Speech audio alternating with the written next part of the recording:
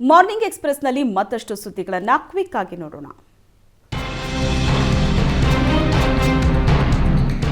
ಕಾಶಿಮಠ ಸಂಸ್ಥಾನದ ವತಿಯಿಂದ ಅಯೋಧ್ಯೆಯ ಬಾಲರಾಮನಿಗೆ 70 ಲಕ್ಷ ರೂಪಾಯಿ ಮೌಲ್ಯದ ಸ್ವರ್ಣಪೀಠ ಪ್ರಭಾವಳಿಯನ್ನ ಪೇಜಾವರ ಮಠದ ಶ್ರೀ ವಿಶ್ವಪ್ರಸನ್ನ ತೀರ್ಥ ಶ್ರೀಪಾದರ ನೇತೃತ್ವದಲ್ಲಿ ನಡೆದ ಮಂಡಲೋತ್ಸವದಲ್ಲಿ ಸಮರ್ಪಿಸಲಾಯಿತು. ಈ ಸ್ವರ್ಣಪೀಠ ಪ್ರಭಾವಳಿಗೆ ಕೋಟದ ಕಾಶಿಮಠದಲ್ಲಿ ಅದ್ದೂರಿ ಮೆರವಣಿಗೆ ಹಾಗೂ ಧಾರ್ಮಿಕ ವಿಧಿವಿಧಾನಗಳನ್ನು ಪೂರೈಸಿ ಕಾಶಿ ಮಠಾಧೀಶರಾದ ಪರಮ ಪೂಜ್ಯ ಶ್ರೀಮದ್ ಸಂಯಮೀಂದ್ರ ತೀರ್ಥ ಜೊತೆಗೆ ಶಾಸಕರಾದ ಶ್ರೀ ಡಿ ವೇದವ್ಯಾಸ ಕಾಮತ್ ಅವರಿಗೆ ಹಸ್ತಾಂತರಿಸಿದರು.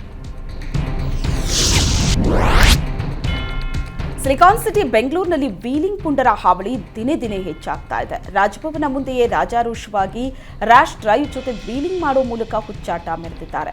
ರಾಜಭವನ ರೋಡಲ್ಲಿ ಪೊಲೀಸರ ಭಯವೂ ಇಲ್ಲದೆ ವೀಲಿಂಗ್ ಮಾಡುತ್ತಿದ್ದಾರೆ. ಇನ್ನು ಈ ವೀಲಿಂಗ್ ಹುಚ್ಚಾಟಕ್ಕೆ ವಾಹನ ಸವಾರರು ರೋಸಿ ಹೋಗಿದ್ದಾರೆ. ರಾಜಭವನದ ಮುಂದೆ ವೀಲಿಂಗ್ ಮಾಡ್ತಾ ಇರೋರ ವಿರುದ್ಧ ಕ್ರಮಕ್ಕೆ ಸಾರ್ವಜನಿಕರು ಆಗ್ರಹಿಸುತ್ತಿದ್ದಾರೆ. ಜೊಲ್ಲೆ ಗ್ರೂಪ್ ಹಾಗೂ ಸಂಸದ ಕ್ರೀಡಾ ಮಹೋತ್ಸವ ಅಂಗವಾಗಿ ಹಮ್ಮಿಕೊಂಡ ರಾಷ್ಟ್ರಮಟ್ಟದ ಬಡಿಗೆ ಬಾರ್ಕೋಲ್ ರಹಿತ ಎತ್ತಿನ ಮತ್ತು ಕುದುರೆ ಗಾಡಿ ಶರ್ಯತ್ತು ಜನರ ಗಮನ ಸೆಳೆಯಿತು. ಚಿಕ್ಕೋಡಿ ತಾಲೂಕಿನ ಯತ್ಸಂಬ ಮಲಿಕವಾಡ ಶರ್ಯತ್ತು ಮೈದಾನದಲ್ಲಿ ನಡೆದ ರೋಮಾಂಚನಗೊಳಿಸುವ ಗಾಡಿ ಸ್ಪರ್ಧೆ ಲಕ್ಷಾಂತರ ಕ್ರೀಡಾ ಪ್ರೇಮಿಗಳನ್ನು ರಂಜಿಸಿತ್ತು.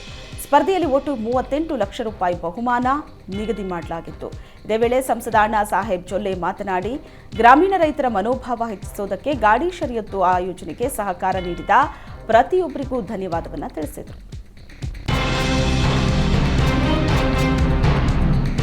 ಉಡುಪಿಯಲ್ಲಿ ಪ್ರತಿ ವರ್ಷ ಗ್ರಾಮ ಪಂಚಾಯತ್ ಸದಸ್ಯರಿಗೆ ಅಂತಲೇ ಆಯೋಜಿಸಲಾಗುವ ಅವಿಭಜಿತ ದಕ್ಷಿಣ ಕನ್ನಡ ಜಿಲ್ಲೆಗಳ ಕ್ರೀಡಾಕೂಟ ಅತ್ಯಂತ ವೈಭವದಿಂದ ನಡೆಯಿತು. ಹೊಳಪು ಅನ್ನೋ ಹೆಸರಿನೊಂದಿಗೆ ಪ್ರತಿ ವರ್ಷ ಮಾಜಿ ಸಚಿವ ಕೋಟ ಶ್ರೀನಿವಾಸ್ ಪೂಜಾರಿ ಈ ಕ್ರೀಡಾಕೂಟ ಆಯೋಜಿಸಿಕೊಂಡು ಬಂದಿದ್ದಾರೆ. ಜನಪ್ರತಿನಿಧಿಗಳೆಲ್ಲ ಕ್ರೀಡಾಪಟುಗಳಾಗಿ ವಿವಿಧ ಸ್ಪರ್ಧೆಗಳಲ್ಲಿ ಭಾಗವಹಿಸಿ ಬಹುಮಾನಕ್ಕಾಗಿ ಕಾದಾಡುತ್ತಾರೆ. ರಾಜಕೀಯ ಮತ್ತು ಪಕ್ಷಭೇದ ಮರೆತು ಎಲ್ಲಾ ಜನಪ್ರತಿನಿಧಿಗಳು ಇದರಲ್ಲಿ ಭಾಗವಹಿಸಿ ಗಮನ ಸೆಳೆದಿದ್ದಾರೆ. ಕ್ರೀಡಾಕೂಟಕ್ಕೂ ಮುನ್ನ ಗ್ರಾಮ ಪಂಚಾಯತ್ ಸದಸ್ಯರ ಆಕರ್ಷಕ ಪಥಸಂಚಲನ ನಡೆಯಿತು. ಸಮವಸ್ತ್ರಧಾರಿಗಳಾಗಿ ನೂರಾರು ಗ್ರಾಮ ಪಂಚಾಯತ್ ಸದಸ್ಯರು ಪಥಸಂಚಲನ ನಡೆಸಿ ಬಳಿಕ ನಡೆದ ವಿವಿಧ ಕ್ರೀಡಾ ಸ್ಪರ್ಧೆಗಳಲ್ಲಿ ಮತ್ತು ಛದ್ಮವೇಷ ಸ್ಪರ್ಧೆಗಳಲ್ಲಿ ಭಾಗವಹಿಸಿದರು.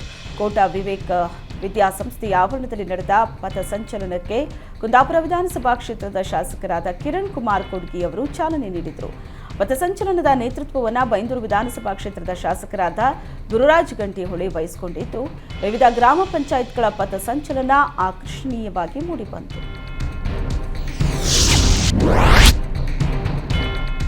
ಮಹಿಳಾ ಮತ್ತು ಮಕ್ಕಳ ಅಭಿವೃದ್ಧಿ ಇಲಾಖೆ ವತಿಯಿಂದ ಹೆಣ್ಣು ಮಕ್ಕಳನ್ನ ರಕ್ಷಿಸಿ, ಹೆಣ್ಣು ಮಕ್ಕಳನ್ನ ಓದಿಸಿ, ಹೆಣ್ಣು ಮಕ್ಕಳಿಗೆ ಶಿಕ್ಷಣ ಕೊಡಿಸಿ ಅನ್ನೋ ಅಭಿಯಾನದಡಿ ರಂಗೋಲಿ ಸ್ಪರ್ಧೆ ನಡೆಯಿತು. ದಾವಣಗೆರೆ ಗ್ಲಾಸ್ ಹೌಸ್ನಲ್ಲಿ ನಡೆದ ರಂಗೋಲಿ ಸ್ಪರ್ಧೆಯಲ್ಲಿ ಭಾರತದ ಭೂಪಟ ಜೊತೆಗೆ ಸಂವಿಧಾನ ಪೀಠಿಕೆಯು ರಂಗೋಲಿಯಲ್ಲಿ ಅರಳಿತು.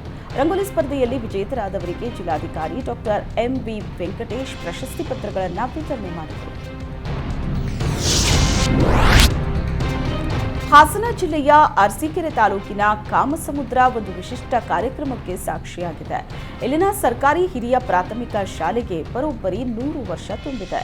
1923ರಲ್ಲಿ ಬ್ರಿಟಿಷರಿದ್ದ ಕಾಲದಲ್ಲಿ ಈ ಶಾಲೆ ಆರಂಭ ಆಗಿತ್ತು.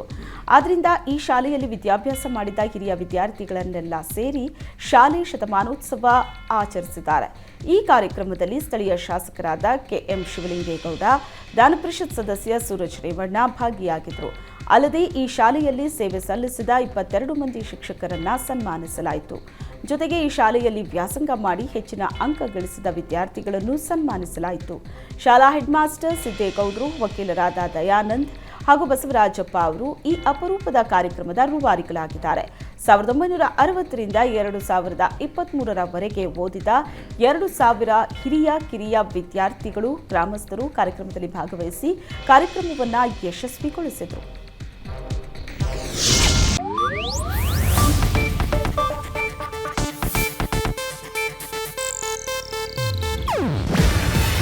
ಇದು ಏಷ್ಯಾನೆಟ್ ನ್ಯೂಸ್ ನೆಟ್ವರ್ಕ್ ಪ್ರಸ್ತುತಿ. ನೀವು ನೋಡ್ತಿದ್ದೀರಾ ಏಷ್ಯಾನೆಟ್ ಸುವರ್ಣ ನ್ಯೂಸ್.